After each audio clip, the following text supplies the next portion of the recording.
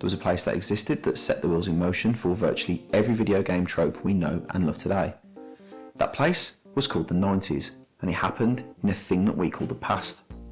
It's perhaps not surprising then, when you look back at the shooters over the last 20 years or so, that they share a large amount of similarities with their 1990s predecessors, just with more pixels. F***ing loot boxes.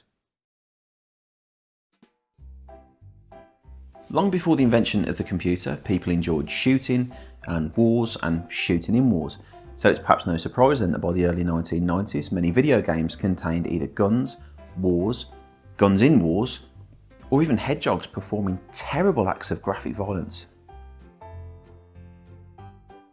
Many games from the 1980s had featured the ability to move and shoot as either a person or some form of vehicle, such as 1984's 1942 and 1987's 1943, whose top-down auto-scrolling shooting was a staple of many games at the time.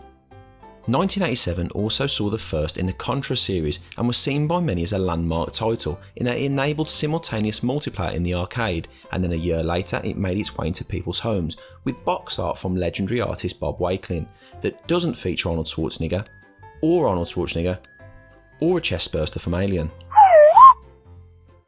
But who knew in the late 1980s, when teenagers across the globe were in their rooms bashing away at their entertainment systems, that just a few short years later, a move to a 3D representation of violence would lead to the birth of a genre that we still know and love today. While games played in a first-person perspective were not new, 1992's Wolfenstein 3D by id Software is largely credited as a first of its type in combining a first-person perspective with fast-paced shooter mechanics, and gave birth to a term that we still use today: fixed perspective social interaction shooting video game, or if you say it without words and use what we call letters, FPS. But if Wolfenstein 3-dimensional was the first true FPS as we know it today, then a year later came the cookie cutter for virtually everything that came after it for the next 5 years, namely Doom 1. Doom 1, as in Doom, not Doom. It was more refined, more polished, and even more polished than Wolfenstein. Features less Nazis, more monsters, but still caused about the same level of offence around the world.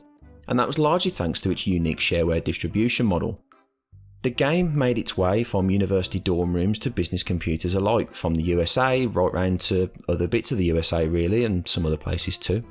Giving away the first 9 levels for free captured the imagination of a generation and allowed people to sample what the game had to offer.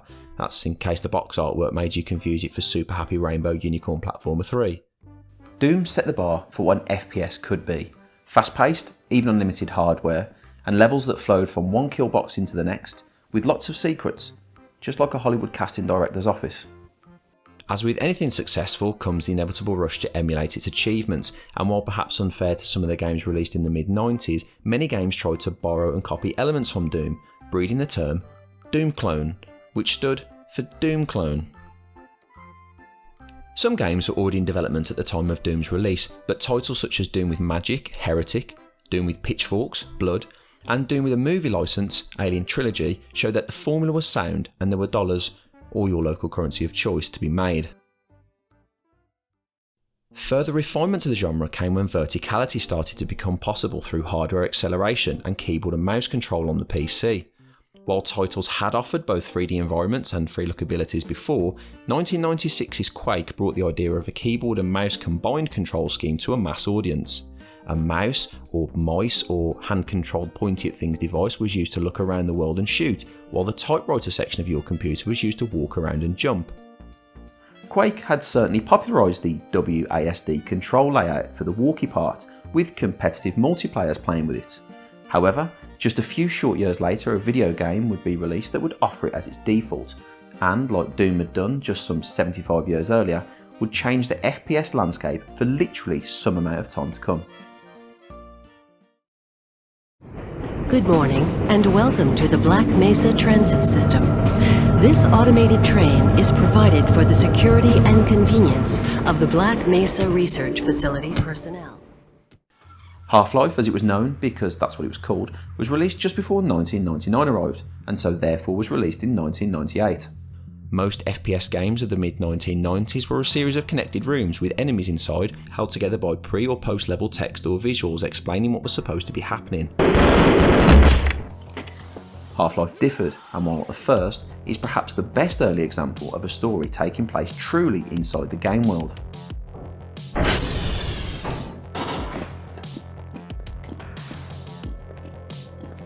Hey Mr. Freeman, I had a bunch of messages for you, but we had a system crash about 20 minutes ago and I'm still trying to find my files. Offering voiced characters and set-piece sequences, Half-Life, or Half-Life for American audiences, made you feel like you really were Gordon Freeman, a scientist fighting to survive an alien invasion that you'd caused, and took attention away from the fact that you were called Roger, were 45, and you lived in your mum's spare room.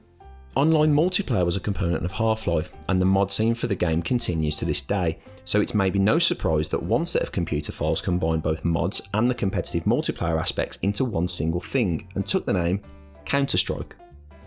Counting terrorists and counter-terrorists as the two factions in the game, the mod would soon be acquired by Valve, and serve to confirm what Quake and Doom had proved before, that when there's shooting to be done, people like shooting together.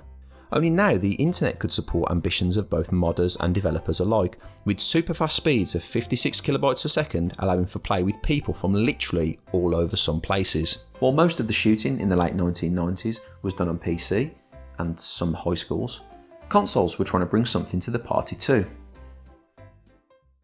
Console pacifist Nintendo released two of the best console shooters of all time, with Perfect Dark and GoldenEye both releasing on their N64, with the N standing for Nintendo, and the 64 presumably the amount of people who thought a games console based on cartridges was still a good idea. One of the biggest console innovations, which could arguably be called the biggest console shooter innovation of all time, came from an unlikely source.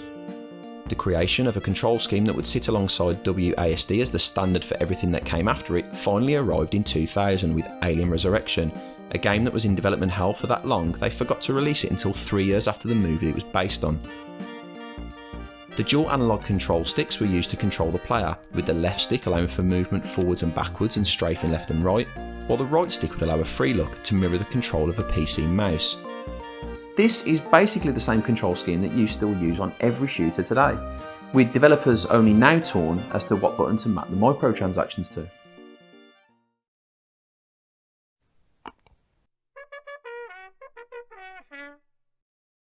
Like most great things, this control scheme wasn't instantly loved by everybody, perhaps most notably by Stephen Garrett over at GameSpot, who said, "The game's control setup is its most terrifying element. You'll be wondering how Sony let this get by without requesting a few different control configuration options. However, it's easy to make things said in the past seem stupid in hindsight. Hindsight's the same thing that would have told us that monkeys don't make great astronauts, industrial machinery is not suitable for children, or cliff jumping's not a good idea." By the start of the 2000s, we had multiplayer shooters, story-driven shooters, military shooters, and console-only shooters, among literally some other different types of shooters.